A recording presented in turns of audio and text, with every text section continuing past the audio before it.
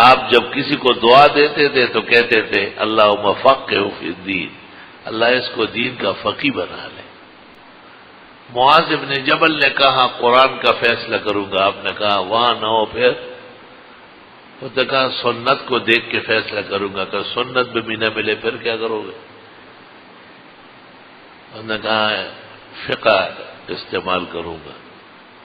تو آپ نے یہ نہیں کہا کہ فقہ میں بھی نہ ملے، فقہ سے ہر مسئلہ حل ہو۔